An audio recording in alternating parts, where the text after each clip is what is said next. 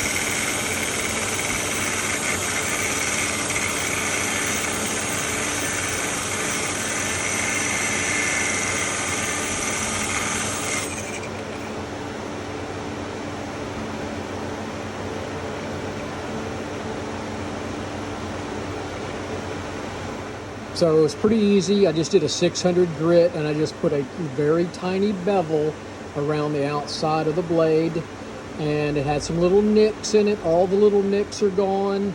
It's not overly sharp. You don't want it too sharp where it cuts through a box or anything like that.